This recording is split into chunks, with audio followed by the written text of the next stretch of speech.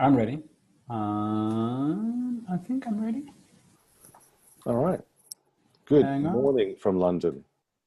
Good Good morning. afternoon to Is you. anybody live? Can we see anybody? I've got no idea. Let's assume it's just you and me, Fabian, um, and Matthias in Is Ma- Brisbane. oh yeah, 5, Matthias is having a drink, right? 5 p.m. happy hour in Queensland. Wolfgang De Poli, I saw you click something on Facebook earlier, and we chatted last night. So welcome, Wolfgang. Yeah, we're live. So Fabian, let's just assume it's the four of us for now. It's definitely beer o'clock in Sydney right now. I can tell you, 6 p.m. on a Friday. Forget 6 about p.m. forget about anyone in Sydney being online right now for us. Like, just forget it. And Las Vegas, 11 p.m. on a Friday.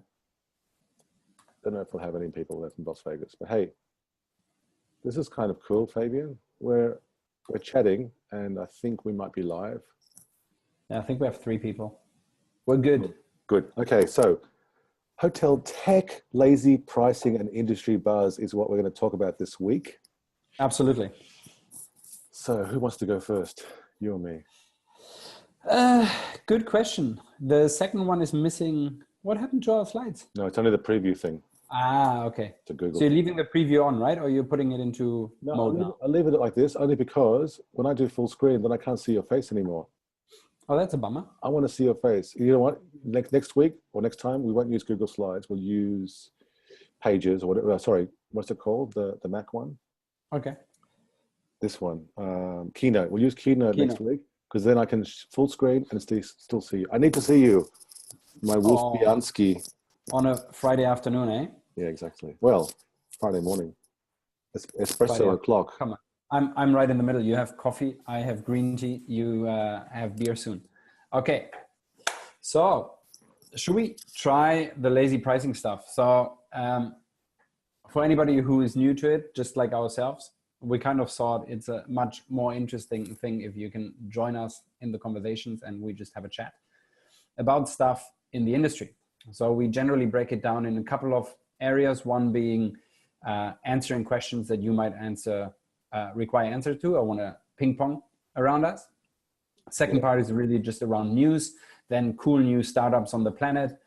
And there was a fourth one. Oh yeah, demystifying stuff, especially those buzzwords that you hear. And today we're going to go for machine learning. Plenty of buzzwords, plenty of acronyms, and they're confusing for some people. They're confusing for us most of the time. So let's try and cover that in a way that the simple person, me, when Fabian first tried to explain cryptocurrency to me and blockchain, I think it was, you were very patient with me. I think it was 3 different conversations over 3 weeks.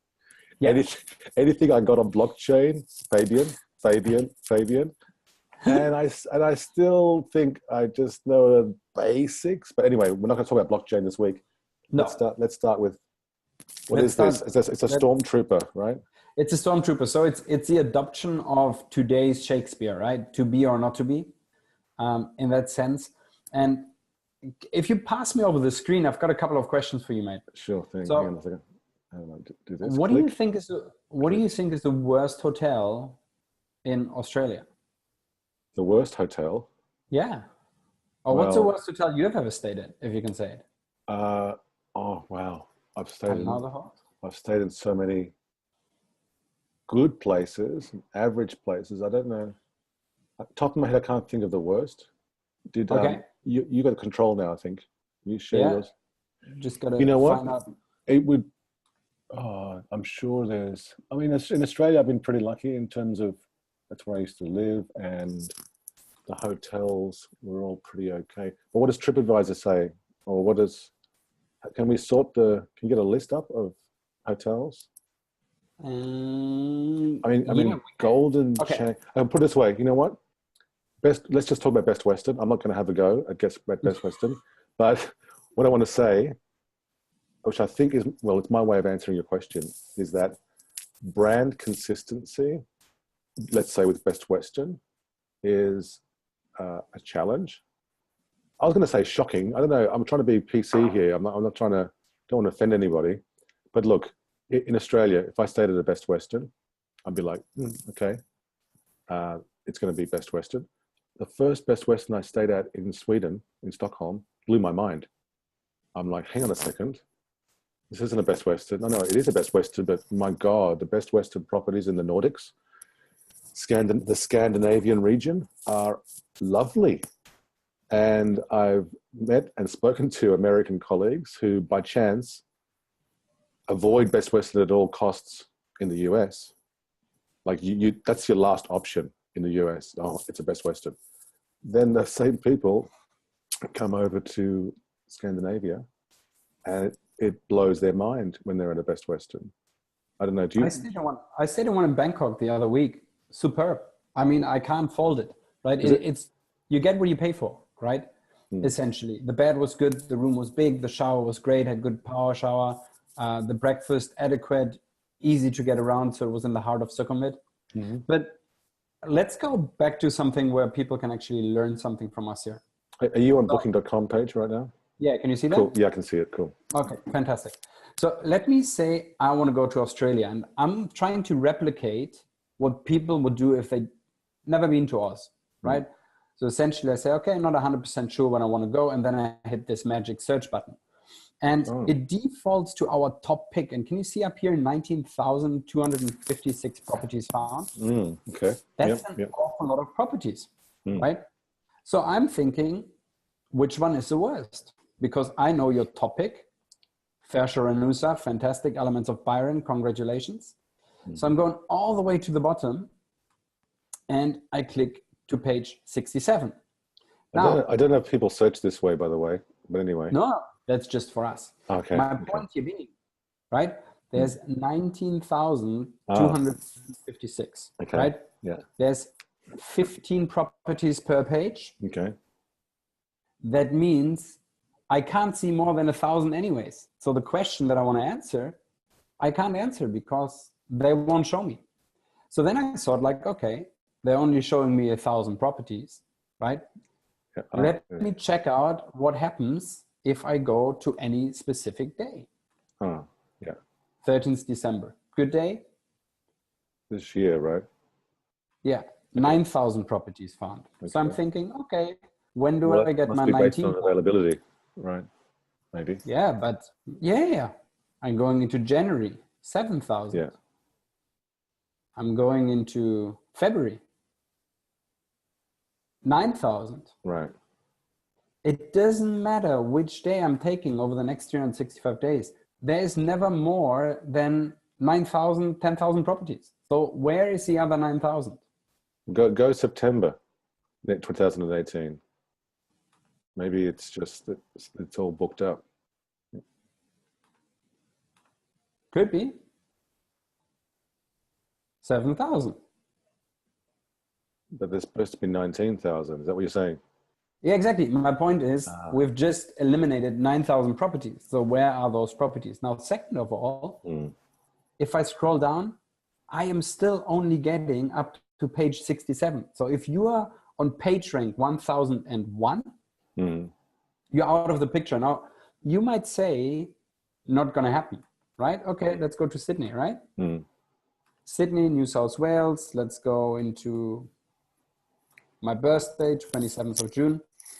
Day before my brother's birthday. You're a Cancer star sign. I'm Cancer, absolutely. Cool. You're 1st of November, right? Yeah, Scorpio. All Saints Day. Many countries in the world have a public holiday on the 1st of November, which I think is nice of them to do. So 387 properties found, only for that. So here you can see that I'm now only having page, cranky, 25 pages. Okay. Right? If you go to bigger cities, London, for example, London is my love. London has unlimited properties, I believe, right? And I'm going from a perspective of, I'm a tourist, I want to come to your destination, it's most probably a first-time acquisition. How can I actually convert you into my properties? 1,400 properties. Okay. Yet, all I'm going to see is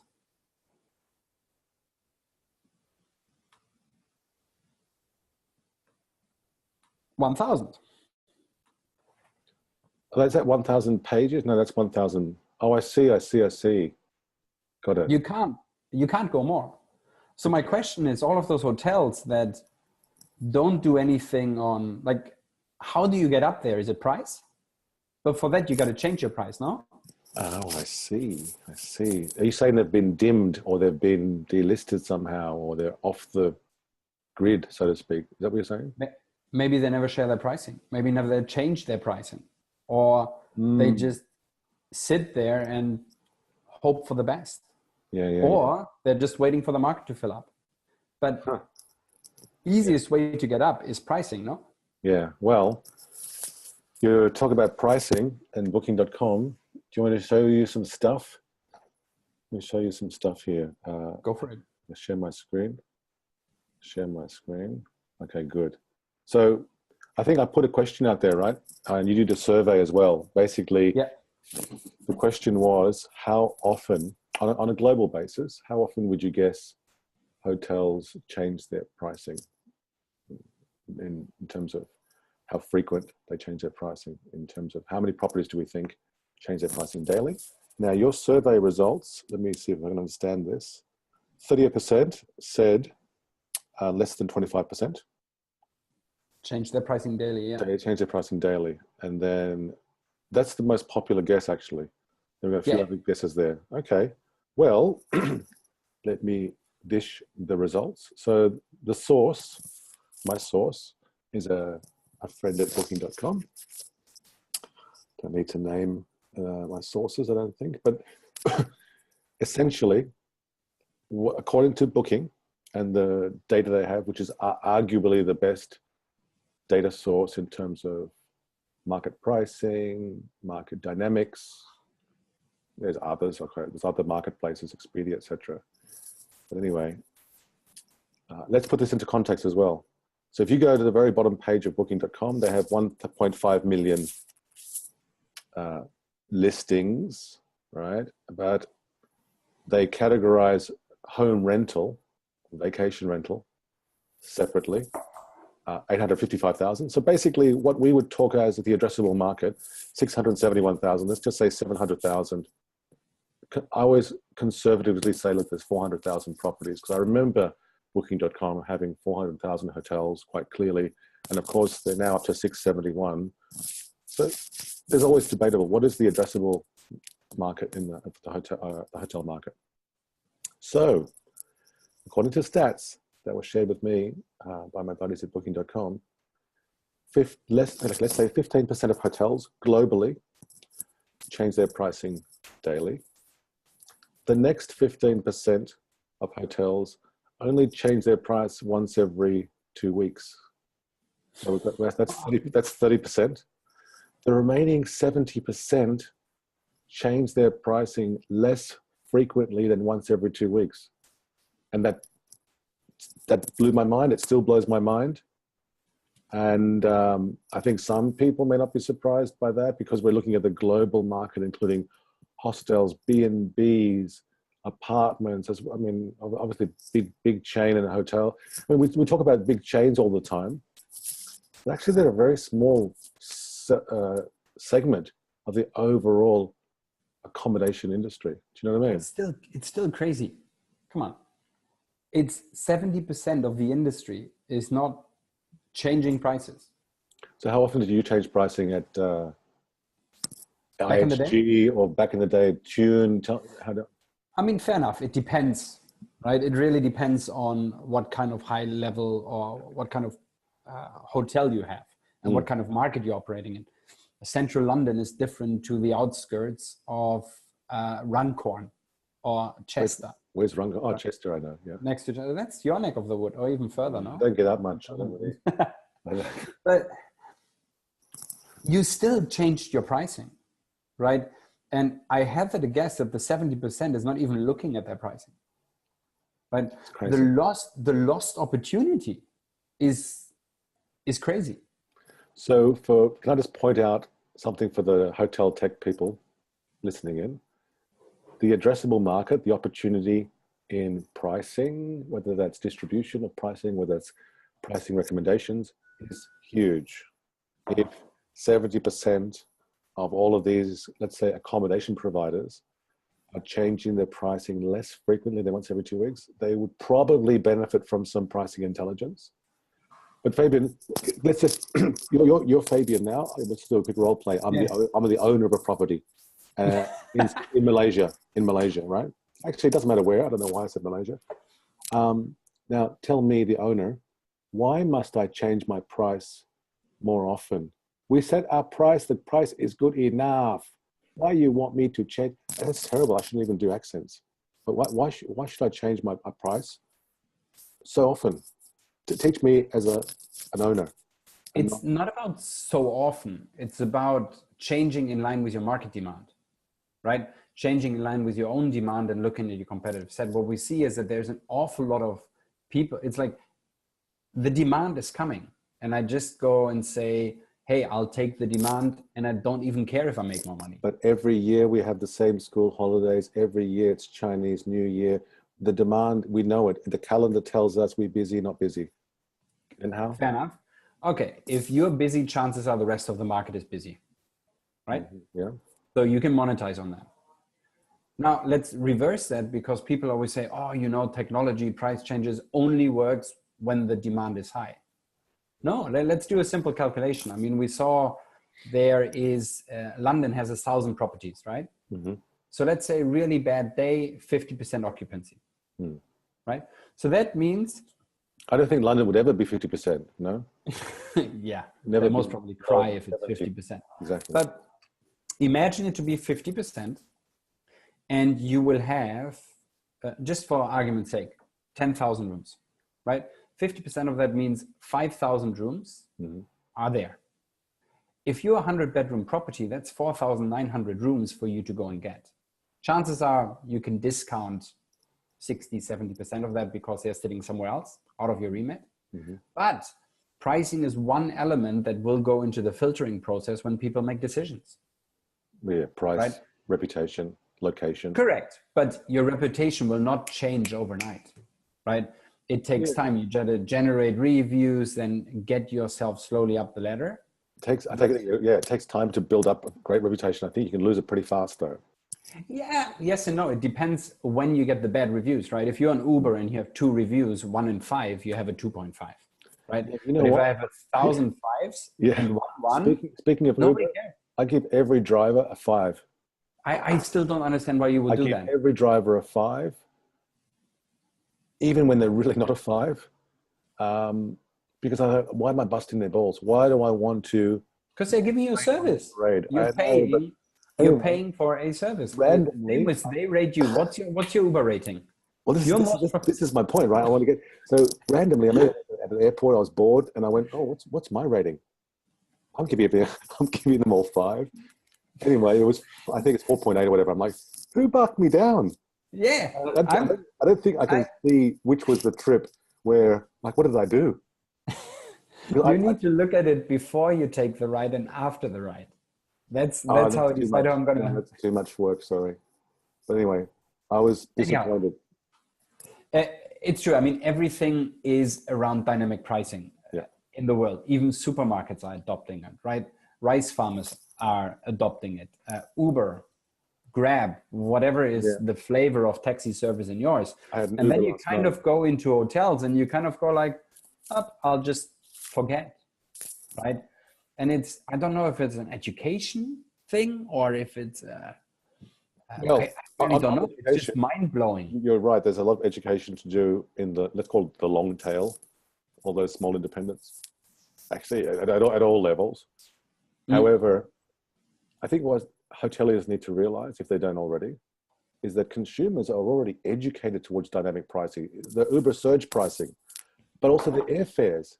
Okay, we know the later I leave it, the higher the airfare price is. I can lock in a low price on Ryanair, but I've got to prepay and forget about any changes. All of a sudden at a hotel, they think, oh, I can't lock them in. I can't get. It's like I don't want to hurt their feelings. Yeah. It's like, oh, I'm so sorry. I don't want to be mean to you. And We asked a couple of questions last week, right? So as you know, we did a bit of a survey, asked people what do they actually want to talk about, and we got phenomenal response. We had. Hang on, by the way, it's early in the Yes. morning for me here. I don't know why everyone's blurry. Is it just blurry? Why have you made the pictures, the faces all blurry? Oh no, I don't know if I have consent from all of them. So if you know them, Well, I can tell see them they're on Jackie TV. and Oh, Matthias. come on. Shh. I can see you and me. I don't know the rest. Unless, You see? actually, You I see?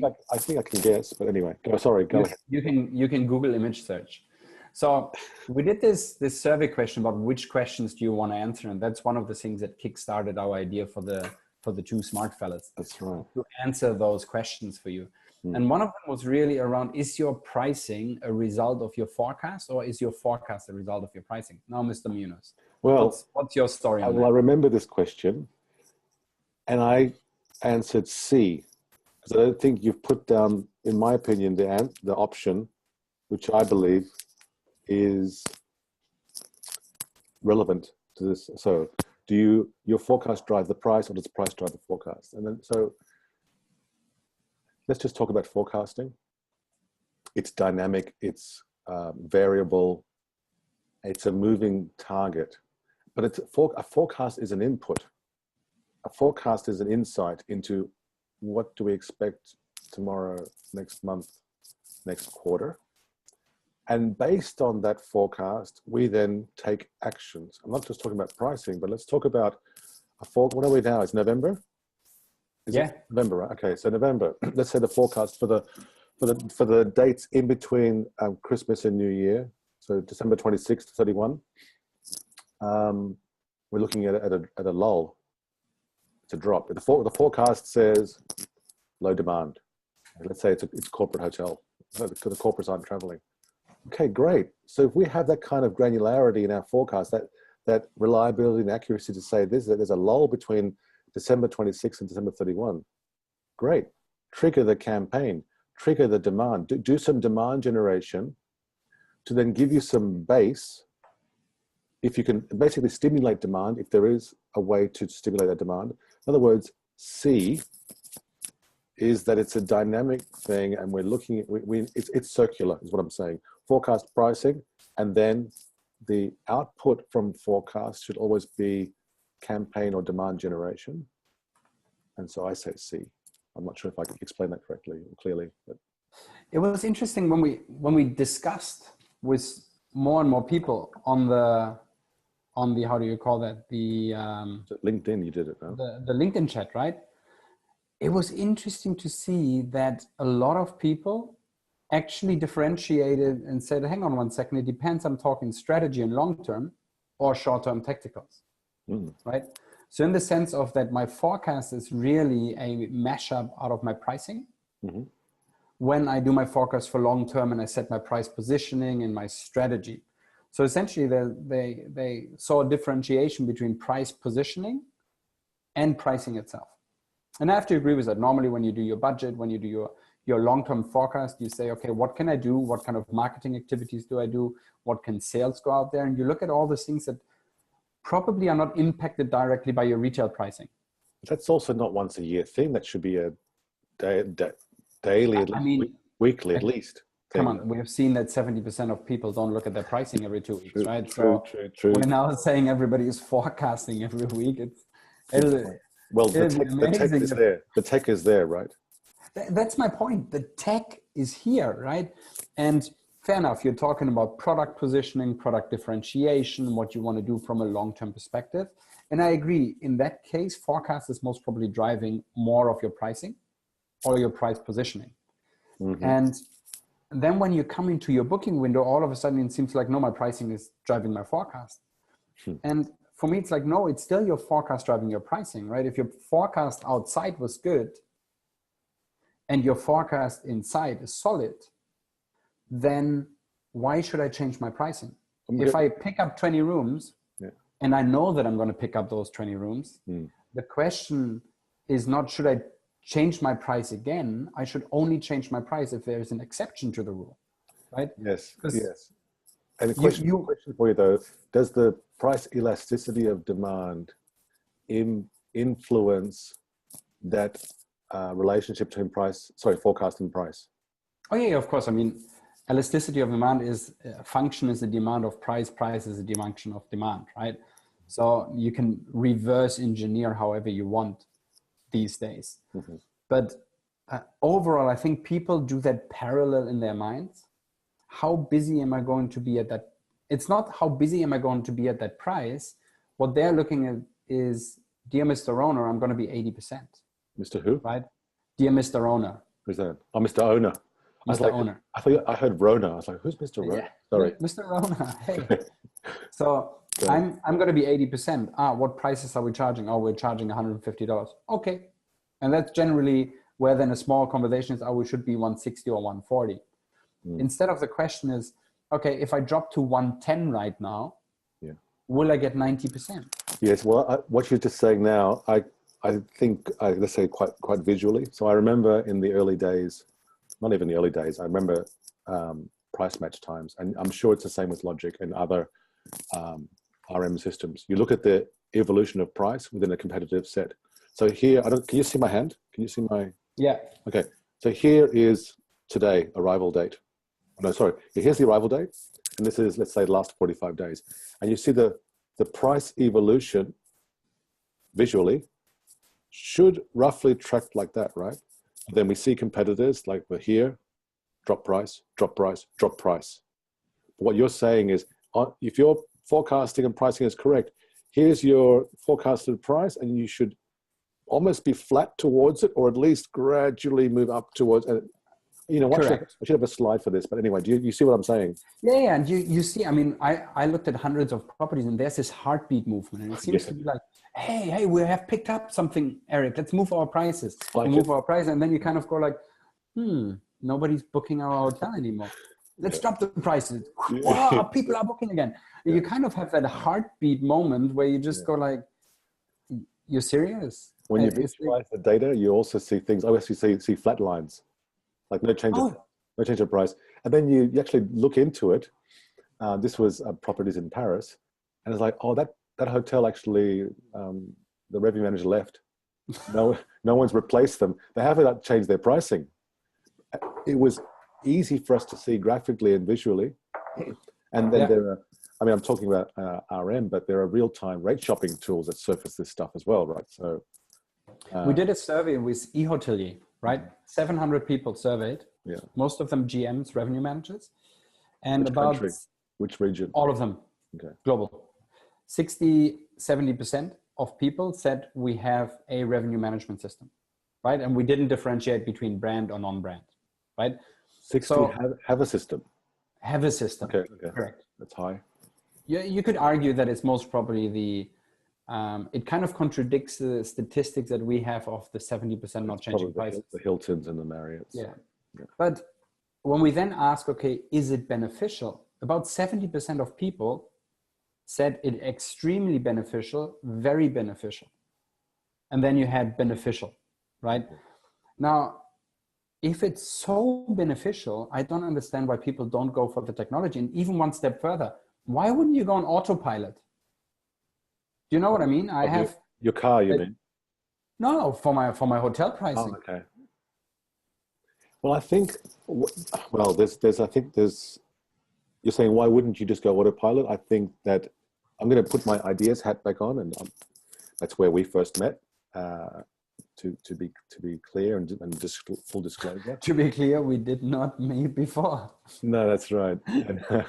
But in terms of, let's say, I wouldn't say the education, but the way we explained the ideas solution was that the price recommendations and the forecast optimization process, right? It's very there's a structured process, is doing, let's say, 50% of the recommendation.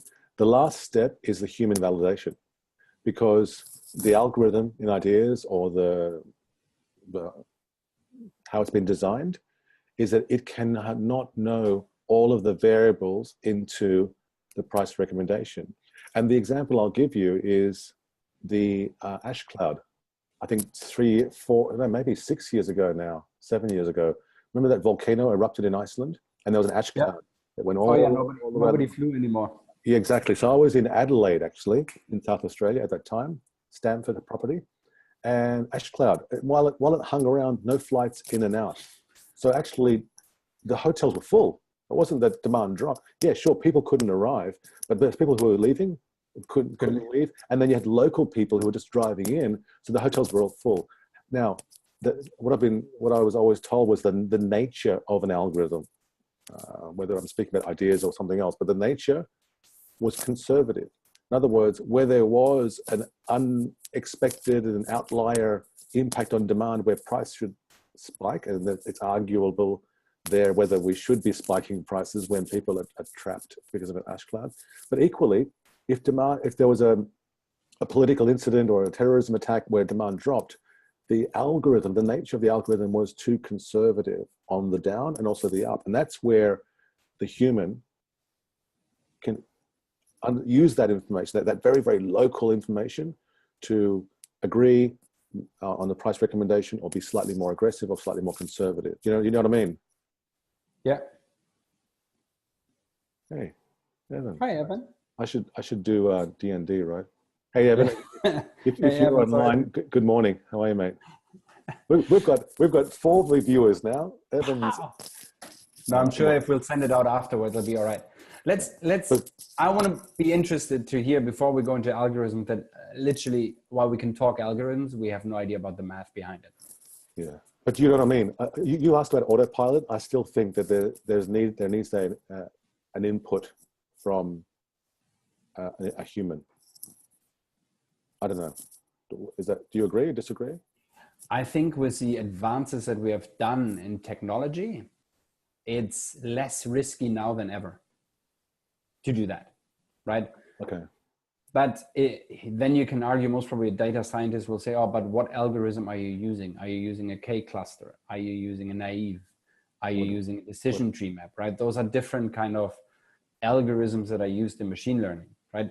But again, you and I would sit there and go like... Buzzword alert, you just said machine learning. Exactly. We're going to cover that later, right? Oh, yeah.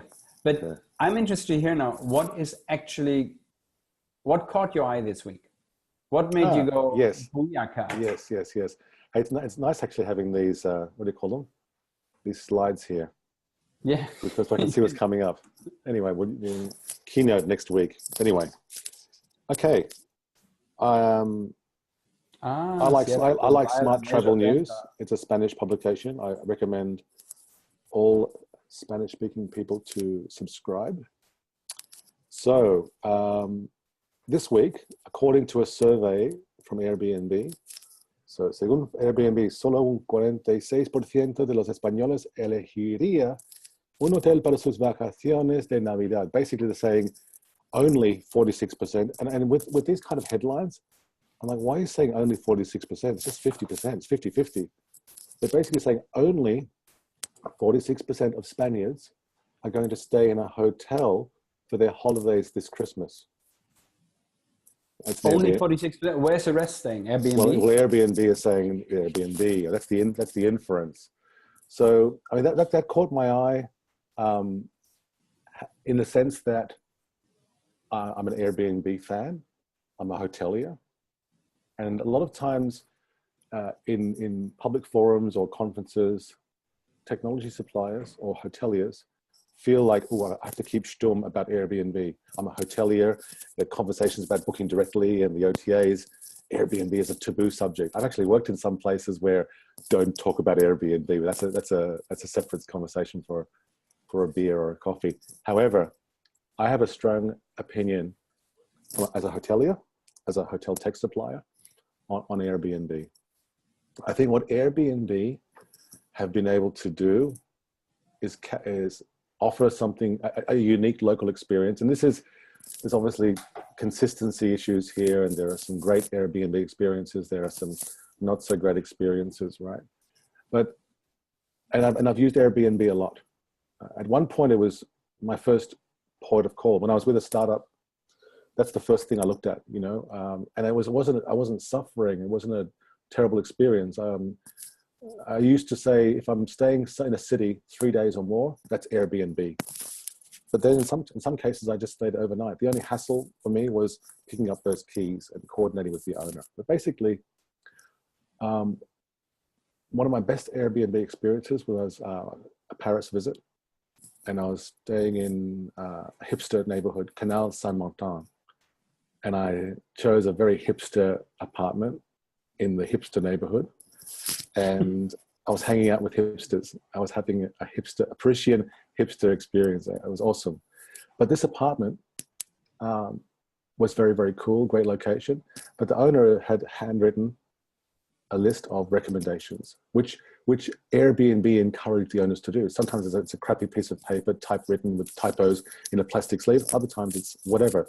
But I'll never forget, she recommended for the best croissant in Paris, here, not the local patisserie, but blah, blah, blah, blah. She had 4 or 5 different recommendations, which completely opened up the neighborhood to me. I didn't have to go to TripAdvisor. And because I already had a sense of, I could relate to this owner. This is a cool hipster lady in Paris. I'm gonna tune into her recommendations.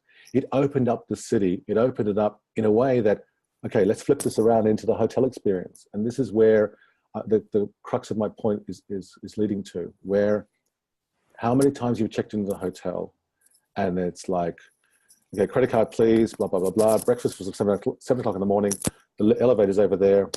Next, as a check-in experience. My one and only time that I've been to Marseille in France, it was me and a colleague. The hotel we were staying at had only served breakfast. So I was, checking in, had a good day, doing that sort of check-in experience. Reception was okay, not rude, not cold, whatever. And during the check-in, I was like, what do you recommend for us? We're going to go for eat later on somewhere here, and I'm the eager beaver guest, and she's like, I'm sorry, I don't live here. I live 2 hours away. I can't tell you. Now, I'm not having a go at the receptionist. Why doesn't the hotel have a list? Why aren't they training the receptionist? So people are asking about local things. Not this restaurant, they're a tourist trap, but this one. Yeah, and that's where service delivery, or the art of hospitality, is, in my opinion, missing in many, many hotel experiences, where Airbnb are really training their hosts to be hospitality specialists. So whether it's a bit of a creepy vibe and you're sharing an apartment with somebody in Airbnb, or whether they're a little bit too interested in what your deal is when you arrive, Airbnb have really industrialized the art of hospitality and really building that experience that travelers look for, where unfortunately hotels, there are going to be exceptions where hotels do deliver exceptional hospitality, but unfortunately it's inconsistent, right? There are good Hiltons, there are Tide Hiltons, there are great Ritz-Carltons, and do you know what I'm saying? That art of hospitality is not consistent. And Airbnb, I think, is exploiting that in that way. The hosts can replicate that local experience that hotels don't seem to be able to. They could, but it's a training effort and it's an education effort, and it's a yes and no. Yeah, yes and no. And I think we have to. I look at it from a slightly different angle. I agree with you. So when Rafa, Sabrina, and I went to Milan for the first time, and our flight was delayed by an hour and a half, and we arrived at midnight, okay. Right? Then we had to take the taxi. So we arrived literally at 1:30 a.m. at the destination. The guy was waiting for us. Airbnb or hotel? Airbnb. Okay. So the father of the owner was waiting for us, brought us up and said, oh, by the way, here's some fruits and some food and some wine, because I know you must be hungry from all the delay. Yeah. Right? Yeah. Blew up after that. Yeah. It was literally like, love this place. Yeah. Right? Yeah. Haven't even been around or don't know what the neighborhood looked like. Yeah. Because I saw the inside of the taxi. Yeah. But already blew my mind. Now, coming back to where I'm thinking it's a slightly different benchmark. So I then went to the Gold Coast, to the Marriott. Was it the Marriott? Yeah, it was a Marriott. And okay. I checked in, and this girl at reception looked at me tilted her head and went, would you like some chocolate? I feel like some chocolate. And I looked at her, I was like, looked around, was like, okay, is this a joke? Yeah. And I said, yeah, sure. And she gives me chocolate. And then she said, you know what goes really well with chocolate? Champagne. Would you like a glass of champagne? Oh. I was like, sweet. Yeah. Okay. It's 6 p.m. This is a true story. This is a true story. True story. Okay. Culturally accepted. That's never happened to me, but anyway. So then I get that. She checks me in and all of a sudden it's much nicer. Right. After that, the entire hotel experience, I couldn't care less if there was something on the floor or not, because I was so blown away by that service. Yeah. But you know what the strange thing is? No. When you go to a hotel, you expect a certain level of service. And I think that's where the difference comes in, that when you go to an Airbnb, you kind of don't have a perception of how we grow up, of what a hotel needs to be. A hotel, you need to go in, right? If I go at 1:30 a.m. in the morning, I have to find the receptionist to check me in. Do you know what I mean? Yeah. And if we now go into hotels and we say like, oh, we got service, there's something seriously wrong, because hotels should be professionals at giving service. Yeah, well, right? Exactly. We should be professionals, but that's what we expect. Where we're going to Airbnb, we kind of say like, well, it's some dude somewhere renting out his place, and it could be either good or bad, but let's face it, all I want is to crash for the night or make some local experiences, right? Yeah. Now you're preaching to the converted. I mean, I could rant for hours about that art of hospitality. That, I mean, you and I both went to hotel school and have hotel background. I remember the first 5 years, at least, when I was traveling for business, and all of a sudden I'm in a hotel technology business, hotelier, but now I'm the guest, and I used to have to, it took at least 5 years to relax when I was in the hotel, because my eyes are still going from side to side looking at the ashtrays in the lobby, and they haven't cleared that one with, because that was one of my doubts. I still do. You know what I mean? And many times we're at dinner and my wife would be like, Eric, relax, you're the guest. You're the guest now. I'm like, they've missed this, they've missed that. And that was, when you're trained as a hotelier, you never lose that, even though I'm a lot more relaxed with it. I never don't notice it. Do you know what I mean? I never, if there's a lack of service delivery, and equally, when there is some nice hospitality there, you notice it. It's a surprise and delight. How many times do I now hear about brands talking to me about, hey, we're doing this new concept. It's called Surprise and Delight. And I said, oh, you're one of the first? Question mark? Yeah. But I think the rise of Airbnb, if you look at the expectation economy that we're living in right now, I believe by 2030, Airbnb will be the biggest accommodation provider, right? I'm pretty sure Priceline will not be happy with the fact that they passed on the taxi deal stuff a couple of years back. Which taxi deal? There's this rumor or urban legend that that somebody went into Priceline and said like, hey, we've got this fantastic idea with the taxi stuff. And they went like, thank you very much, not interested. Oh, okay. You mean Uber, right? Yeah, I don't know if it was Uber or some other dude, okay. but essentially that's a couple of $1 billion. Okay. Hey, we've done Airbnb. Yeah. By the way, if someone wants to ask a question, whether it's on Facebook or Zoom, put your hand up. I think next week we have to share Zoom, the link. Yeah. Exactly. Fabian, what startups have you looked at this week? I've looked at startup. It's kind of a startup. I've looked at how do you call that? Handy. Yeah, I know. Not a great name. Handy has different meanings across the globe. In Germany, it means another cell phone. So it's a slang word for your mobile phone. Yeah, well. I'm pretty sure where you come from, it has different meanings in life. I'm going to say is I would maybe not use that expression. A reach around. Anyway. Essentially, it's what is Handy? I mean, you know what? I know who Handy is, but tell us. What's your thought on it? Okay, honestly. Okay, so in London, I usually stay at the Good Hotel London, and they have a Handy there. I've seen Handy at the Yotel in Singapore.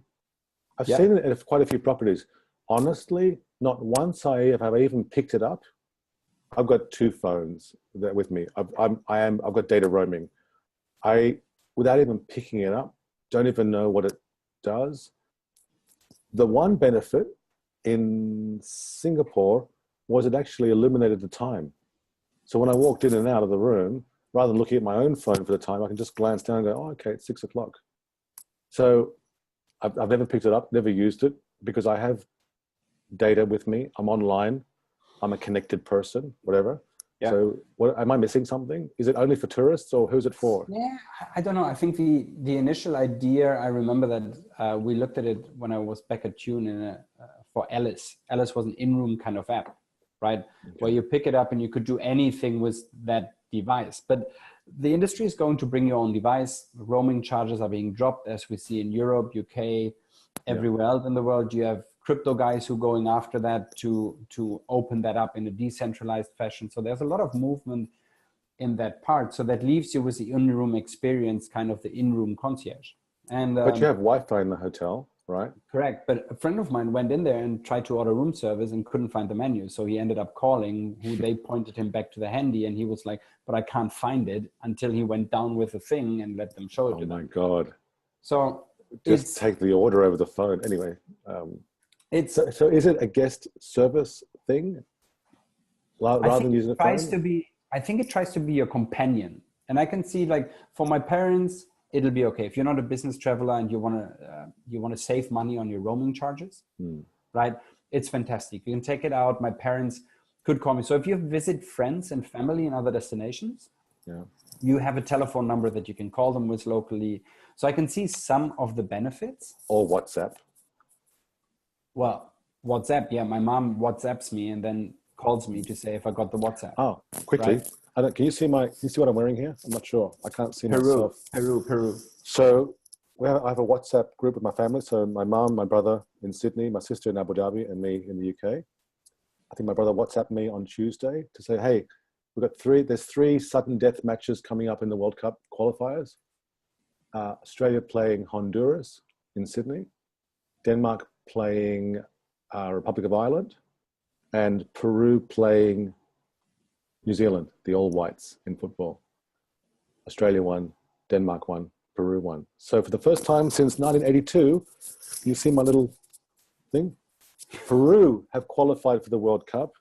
So have Denmark and Australia. So I've got 3 horses in this race, baby. I might even go to Russia. But sorry, you triggered that because you said WhatsApp. Let's go back to Handy. Do you use Handy, Fabian? I have traveling by yourself. I've never used the Handy. I've never actually. Where I'm staying, you don't get handies. Okay. Let's move on to the next one. Okay, cool. Buzzwords. So demystifying machine learning. So machine learning has been around actually for a couple of years, but sorry, just a thought. But next time we do this, maybe we should play some music. And I'm thinking of Kraftwerk. We are the robots. Do you know that song, Kraftwerk? Yeah, it depends. If we're not talking machine learning and something else. Just a little bit of surprise and delight. Okay, sorry. Go on. Go back to your hotelier roots. We need some music. Anyway, go ahead. So, if you look at machine learning, people will assume you've heard of it. Artificial intelligence, machine learning, all that shenanigans, right? Mm-hmm. If you hit the next slide, and you've got time, feel free to read it, right? No, you explain it to me, please. I can't read all of that. There's essentially 2, you can argue 4 different learning styles of machine learning. So go to the next slide to make it easy. Oh, this is better. They're much easier, right? So in machine learning, it means a machine is learning something. So there's some training involved, and that training or that learning can be done just like when we look at our children. If you go to a Montessori, Julia, whatever it is, a normal school, there is different techniques that are being used in order to learn languages, math, So you're biochemistry. saying the machine or the technology, it has the ability to learn. Has the ability to learn, and Okay. it can be trained, just like when you go to rugby with Cody, you train certain things, Bodhi. right? Cody, why do I call him Cody always? That's all I right. always mix up. Cody's a cool name Cody too. is a much cooler name. Cody's a meta search agency. Anyway, or was it Coddy? Okay. Anyway, yes. Isn't At rugby. Sorry, go ahead. Isn't it kayak? That's a I'm just different thing. Yeah. Okay, so two biggest one here is really supervised and unsupervised, right? And Yeah. when people ask you about machine learning, you should just throw back and say, okay, you're talking machine learning. What kind of training method do you actually use? And if they don't understand, you can always go back and say, okay, supervised learning, super easy. Yeah, I show you pictures, duck, duck, that's a duck, that's a duck, that's a duck. Donald Duck, Daffy Duck, It's a duck. Fantastic. Is this a duck? Yes. And then I show you not duck, not Mickey duck, not duck, Mouse, duck, not duck. Bugs Bunny. Okay. And essentially it will come Is out. that a visual? Are you talking about visual recognition now in this example? It could be a visual recognition, could be words, could be anything, could be data, could be trends, Okay. could be Okay. anything that you throw in. But Got it. for the purpose of us now, let's talk about images, right? Okay. Yeah. On the other hand, you have unsupervised learning. That's really just give your kids 3-4 years ago crayons, close the door and say, enjoy yourself, right? If I do that with my 4-year-old or my 2-year-old, that room will look amazingly beautiful. Yeah. There has clearly been a learning experience from, I open that thing, I put it in my mouth, it doesn't taste good, but if I put it on the wall, it looks really cool. Okay. So I'm doing more and more and more and more of it. Yeah. And if I don't like it, I stamp on it and break it, right? So learnings have been applied, and if it's a permanent marker, you're kind of screwed. Yeah. But those are the demystification of it is, it's a machine that will learn very similar to how we learn. Of course, you can write complex algorithms in the backend to do predictive models in the future. But as we learn, machines also have to learn, right? And then they will give you a output to say, that model that I'm currently using will be X amount percentage accurate, right? And that's where there's more powers in that. But essentially, that's the demystification of machine learning. So it's not too scary. Let me ask you something from a hotelier's perspective. How does machine learning, or how could machine learning help me in my day-to-day? Or is this so advanced tech, it's not really applicable to hospitality? It is absolutely to hospitality. I mean, from a revenue management perspective, of course, every time there's a new trend, every time there's a new variable, data source, whatever it is thrown in, it doesn't need to learn because it applies the learnings from previously. That's different to a statistical look at it, to just say, hey, I've got this regression model and it says ABC. But if you give me D, then I would never. What's a regression model, please? Oh, come on. It's a regression model. Look, it's a forecasting model similar to like a curve that will forecast. Your machine learning will look a bit like an MRI scan, right? From where it finds connections between data set. And that's where I think the biggest thing is that is that if I say heuristic learning, is that part of the statistic modeling, or am I talking? Once comes from computer science, once comes out of mathematics. But you're now wanting to mystify the buzzword again instead of demystifying it. I do like a bit of mystique. Okay, cool. Hey, Fabian. Yeah. You know I like precision. It's 1 minute to 8 o'clock. In other words, we're at 50. Actually, no, we started 3 minutes late, so we have got 4 minutes if we want to keep this on the hour. So I give us the last 3 minutes. Let me quickly explain to anybody who's not already seen the SMART. It's arguable how smart we are, but SMART is an acronym for sales, marketing, and revenue tech. We're hotel tech nerds. We're specifically sales, marketing, revenue tech nerds. So, and there's two smart fellas. It's actually a great tongue twister. If you've got kids or you've got colleagues, try saying it 3 times. No, just try saying it quickly. One smart fella, he felt smart. 2 smart fellas, they felt smart. 3 smart fellas, they felt smart. They all felt smart together. try it. Try it yourselves right now with your kids. Have fun with it. And that, Fabianski, Wolfbian, I think was episode 1. But I think season 1, episode 1. Yeah. What are your words of wisdom? You've got 3 minutes. We've got 3 minutes.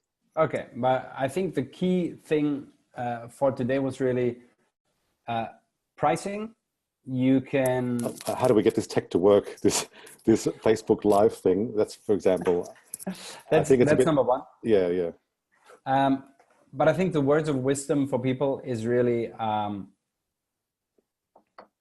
do more pricing, right? Hope you enjoyed the show. Hopefully you use technology where it can help you on pricing, rather than trying to build your own regression model or your own Excel spreadsheet. Yeah.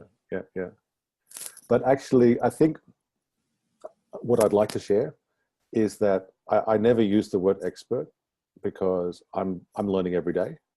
I love the fact that I can learn every day and share and benefit from shared learning, so to speak. But certainly a specialist. I mean, I literally hotels, high school, hotel school, hotels, hotel tech since I was 19. It's all I know. Literally, you can ask my wife. She changes the light bulbs at home. She's way more practical and handy. I'm good for lifting heavy stuff. Don't mind chipping in. Point, lift, move. Yeah, no problem at all. But I obviously, you and I have worked together for a long time and know each other, and we don't often get the chance to speak hotel tech stuff. If I meet the other dads at rugby, the other coaches, and it comes up, so what do you do for a crust? Software for hotels and resorts. Oh, right. Is that like booking.com? Oh, yeah, that's right. We connect. And that's it. That's as far as I can go in the conversation. But we're all hoteliers together. We can get into this stuff. And I think there's a very niche, small, tiny audience. It remains to be seen how much of an audience we might build. But I enjoy talking this stuff. Even though I know my wife and my friends, we're like, oh, yeah. Let me tell you a quick story. Can I tell you a quick story? Go for it. Okay, so whenever we travel as a family, I look after accommodation. Mates rates or whatever else. I'll find the best deal on Priceline. Name your price, whatever. Hotel tonight. I use every angle to get the right place, because it's a family trip, and it's hotel or apartment, whatever. So it's on me to get the sweet deal in the right. I'm not talking about price, but the right thing. Anyway, 2 years ago, I think it was, we went up to Scotland for a weekend to see friends in Glasgow. And for whatever reason, maybe I was traveling, I couldn't get around to organizing the apartment or the accommodation. My wife did the booking.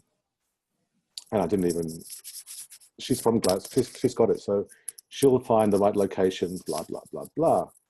We arrived, we checked in, it was an apartment in the city, 2 bedrooms. So, the 2 kids, Maya and Bodhi, everyone's sorted.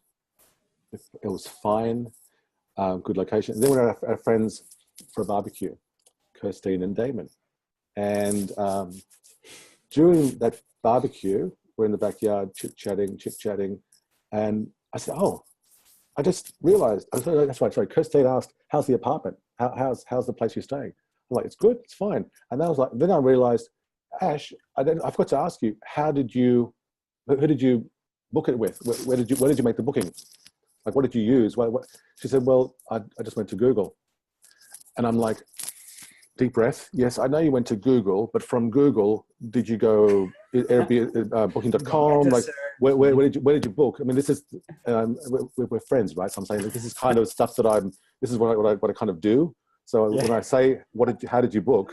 I specifically want to know what channel and blah, blah, blah. And my wife's like, no, I just went to Google. So I'm like, deep breath. And then Kirstine says, yeah, I just go to Google and I find the booking. They just went to Google. And so these are intelligent people, university degreed, intelligent professional people who, in this case, just went to Google to make a booking. And Did you enjoy it? It was great. We had a great time. How was the price value? Well, my wife's Scottish. I don't ever have to think about, did we overpay? Do you know what I mean? Like, I don't have to think, I don't have to worry about that. My wife will find the best deal. As a true Scot, will always find the best deal. My wife is Brazilian, same thing. Wilt Bianski, this has been an honor. Let's do this again next week. We'll see you next week. All right, man. Take care. See you later. See you. Have a good Ciao. weekend. Ciao. Cheers. Bye. Cheers. Cheers. Okay. Now you spend 10 minutes figuring out how you can switch it off.